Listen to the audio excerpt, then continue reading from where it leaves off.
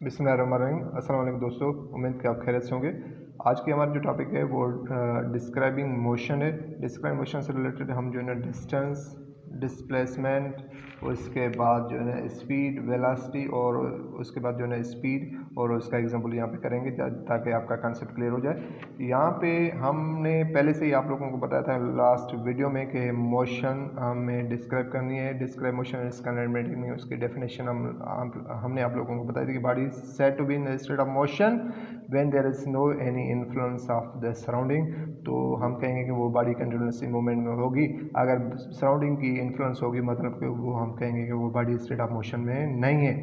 तो ये तो आपका बेसिक कॉन्सेप्ट है। उसके बाद हम आते हैं उसके डिस्टेंस एंड डिस्प्लेसमेंट में। डिस्टेंस बेसिकली मैं आपको थोड़ी थोड़ी चीज़ें बताना चाहता हूँ जिससे आपका कॉन्सेप्ट क्लियर हो जाए। डिस्टेंस बेसिकली ये जो है स्केलर क्वांटिटी है और डिस्प्लेसमेंट जो है ना वेक्टर क्वांटिटी है। डिस्प्लेसमेंट में हमें जो है ना एग्जैक्ट डायरेक्शन नहीं दिया गया होता है और डिस्प्लेसमेंट में एग्जैक्ट डायरेक्शन मिला हुआ होता है। सपोज करें यहाँ पे पिक्चर में आप देख रहे हैं कि ये पिक्चर फिगर 2.110 है, 10 है। यहाँ पे ए टू बी, यहाँ पे आप देख रहे हैं कि इसका डायरेक्शन जो है ना वो स्ट्रेट है। इन स्ट्रेट डायरेक्शन को हम डिस्प्लेसमेंट कहेंगे। और ये जो है ना ए टू मूव तो कर रही है बी तक, यहाँ पे आप देख रहे हैं कि 16 किलोमीटर ये जो है डिस्टेंस कवर कर रही है। आगे कभी आगे जाती है, कभी पीछे जाती है, कभी जो टॉप पे जाती है। मगर अब ये है कि ये इनकी पॉइंट जो है ना स्ट्रेट नहीं है, एक कोई डायरेक्शन मिला नहीं हुआ है कि किस तरफ बॉडी मूव करे। जब तक इनका डायरेक्शन नहीं मिला होगा तो तब तक हम कहेंगे कि इनका सिर्फ और सिर्फ डिस्टेंस कवर हुआ है और इनकी जो फिजिकल क्वांटिटी है सिर्फ कवर करती है मैग्नीट्यूड और यूनिट को, और इनका ये जो है ना डायरेक्शन कवर नहीं करती। उसके बाद यहाँ पे और 24 किलोमीटर कवर कर रही हैं ए टू बी पॉइंट तक मूव करने। यहाँ पे देखें इनका मूवमेंट का तरीक़ेकार आपको दिखाई दे रहा है। इन मूवमेंट के तरीक़ेकार को देख के आपको लग रहा है कि ये जो है ना एक स्ट्रेट पॉइंट्स में नहीं मूव कर रहे हैं, मगर जो है ना आप कभी ज़िगज़ैग पॉइंट में, कभी रोटेटरी, कभी सर्कुलर। तो इनकी डायरेक्शन एक अप्रोप्रिएट नहीं है, जिसकी वजह से हम ये डिटरमाइन करते हैं कि जो है ना distance haves no exact direction of motion. Body move नहीं करती एक एग्जैक्ट डायरेक्शन में, और जो है ना डिस्प्लेसमेंट में एग्जैक्ट डायरेक्शन में मूव करती है। यही दो चीज़ें जिसकी वजह से ये डिस्टेंस और डिस्प्लेसमेंट का ये कॉन्सेप्ट क्लियर हो चुका है। यहाँ पे अगर आप इनको डिफरेंस में लाएंगे, डिफरेंस को गौर से आप पढ़ेंगे तो आपको जो है जहन में आ जाएगा कि डिस्टेंस और डिस्प्लेसमेंट में फ़र्क क्या है। और उसके बाद आप खुद जो है ना डिफाइन भी कर सकते हैं डिस्टेंस की डेफिनेशन क्या है, डिस्प्लेसमेंट की डेफिनेशन क्या है। यहाँ पे लिखा हुआ है the total length covered by the moving body without mentioning direction. मैंने आप लोगों को बताया कि डिस्टेंस में कोई डायरेक्शन नहीं होती है और बॉडी मूव करती रहती है। एक एग्जैक्ट पॉइंट नहीं मिली हुई होती है, ना इनिशियल पॉइंट मिली हुई होती है। तो फाइनल पॉइंट्स किन किन पॉइंट्स में से गुजर के फाइनल तक पहुँचती है वो आपको नहीं मिली हुई होती है, आपको डायरेक्शन नहीं मिला हुआ होता है। सपोज कर मैं एक और एग्जांपल दे रहा हूँ कि आपको कोई कहे कि मूव 5 स्टेप्स, सिर्फ मूव करें 5 स्टेप्स, तो आप किस डायरेक्शन में मूव करेंगे?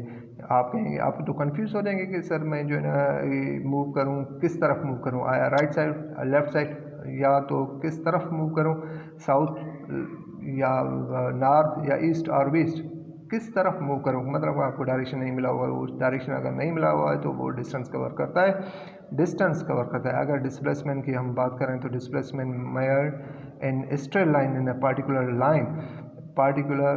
लाइन मतलब कि आपको एक ही लाइन यहाँ पे ए टू बी आपको 6 किलोमीटर है, ये 6 किलोमीटर है कि स्ट्रेट लाइन कवर कर रही है, तो ये जो है ना डिस्प्लेसमेंट इसको आप कहेंगे।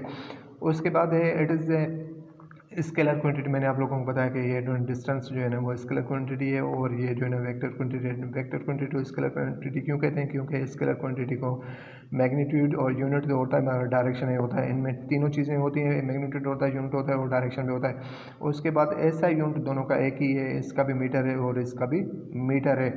उसके बाद फोर्थ जब आप डिफरेंस पॉइंट पढ़ेंगे तो आपको डिफरेंस इजीली मालूम हो जाएगा। Distance travel by the person from A to B is either 16 kilometre. Purple path, यहाँ पे आपको पर्पल कलर दिखाई दे रहा है, यहाँ पे 16 किलोमीटर ऑब्जेक्ट जो है कवर करता है। और 24 किलोमीटर रेड पाथ है, यहाँ पे रेड पाथ दिखाई दे रहा है। ये दोनों एग्जांपल्स हैं आपके डिस्टेंस के। और displacement of the person is 6 kilometre from A to B due to the west of A. यहाँ पे आपको 6 किलोमीटर एग्जांपल है जो दिखाई दे रहा है। ये जो है डिस्प्लेसमेंट का एग्जांपल है। आप दोनों को ये चीज़ें कवर करें। ये जो 24 और 116 जो है ना, ये जो है किलोमीटर जो डिस्टेंस कवर होता है आप बॉडी का, वो जो है एग्जांपल है डिस्टेंस का। और जो है 6 किलोमीटर जो डिस्टेंस कवर होता है वो स्ट्रेट लाइन में होता है, वो जो है कवर करता है, वो जो है डिफाइन करता है डिस्प्लेसमेंट में। और यही चीज़ है कि उसके बाद हम जो है ना आगे मूव कर रहे हैं स्पीड एंड वेलोसिटी। मीन कि आपको ये डिस्टेंस और डिस्प्लेसमेंट में डिफरेंस आ गया होगा।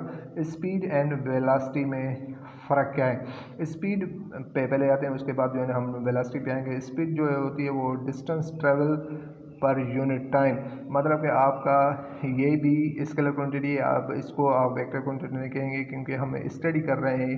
जैसे मैंने आप लोगों को बताया डिस्टेंस जो है ना उसका डायरेक्शन नहीं होता, वो प्रॉपरली स्ट्रेट लाइन में मूव नहीं होती है। स्पीड भी बेस करती है आपका डिस्टेंस पे। जो भी डिस्टेंस कवर हुआ होगा पर यूनिट ऑफ टाइम, कितने टाइम में, तो उसकी स्टडी को हम जो है स्पीड कहेंगे। स्पीड बेसिकली वैसे ही है जो है स्केलर क्वांटिटी है।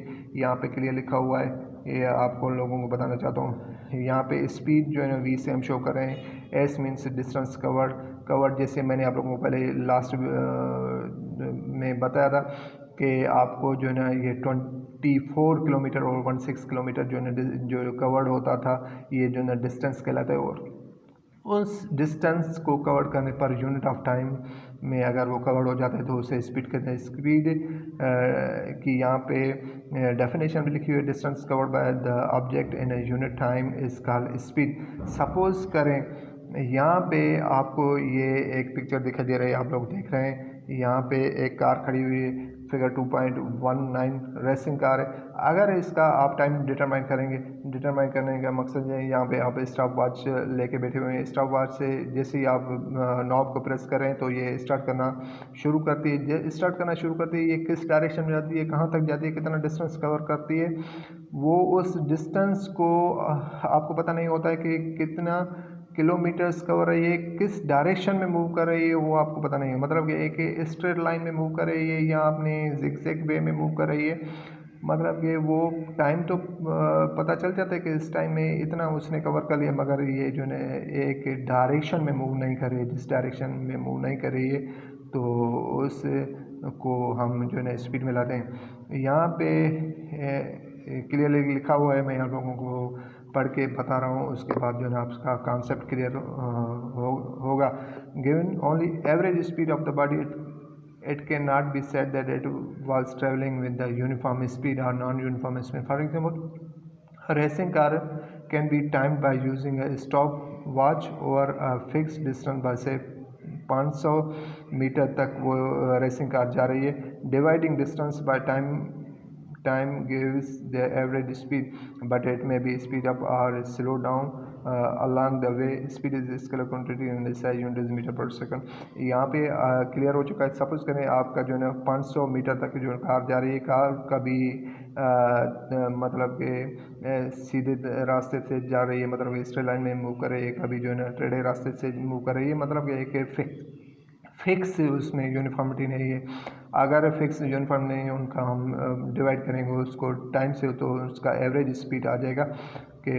और यही बात है कि मैंने आप लोगों को बताया कि वो जो है स्पीड जो है ना वो स्केलर क्वांटिटी है, और वो जो है ना वो इसका ऐसा यूनिट जो है वो मीटर पर सेकंड कैसे आ गया। मैंने आपको बताया था कि डिस्टेंस का जो है ना यूनिट जो है मीटर है और टाइम का जो है ना सेकंड है। अगर हम डिस्टेंस का मीटर है, टाइम का सेकंड है, तो इसका मीटर पर सेकंड होगा। यूनिफॉर्म स्पीड क्या कहलाती है? यूनिफॉर्म स्पीड यहाँ पे डेफिनेशन लिखी हुई है, उसके बाद हम इसको थोड़ा एग्जांपल देके आपको समझाएंगे कि यूनिफॉर्म स्पीड है an object covers equal distance in equal interval of time, its speed is known as uniform speed. एक यहाँ पे मैंने आप लोगों को एग्जांपल बताया, अभी थोड़ा और क्लियर करके बता रहा हूँ कि यहाँ पे एक रेसिंग कार है। सपोज करें आप स्टॉप वॉच का नाम जैसे प्रेस कर रहे हैं तो जितना आप डिस्टेंस कवर कर रहे हैं और उसका टाइम वंस आप जो है ना उसका कैलकुलेट कर रहे हैं, उसका वंस कैलकुलेट सपोज करें और उसका जो है ना मीटर पर सेकंड आया है, उसका 5 मीटर पर सेकंड में उसका वो डिस्टेंस कवर कर रही है, 500 मीटर तक जा रही है, 5 मीटर पर सेकंड में उसका जो है स्पीड कवर कर रही है। तो दूसरी मरतबा उसकी जब आप कवर करें, उसका जो है टाइम मेजर करें, तो उसमें भी वही 5 मीटर पर सेकंड आए, उसकी स्पीड वही कवर हो जाए। तो पहले मरतबा 5 मीटर पर सेकंड आया, दूसरी मरतबा अगर आपने मेजर किया तो उसमें भी 5 मीटर पर सेकंड आया, मतलब कि ये यूनिफॉर्मिटी है। ये इसको आप यूनिफॉर्म स्पीड कहेंगे कि मतलब एक ही मरतबा आपने कैलकुलेट किया तो वही आई, तो दूसरी मरतबा आप कैलकुलेट किए उसका डिस्टेंस पर टाइम में, तो उसका डिस्टेंस वही कवर्ड होगा, तो ये यूनिफॉर्म स्पीड कहलाएगी। उसके बाद हम आगे चलते हैं वेलोसिटी पे।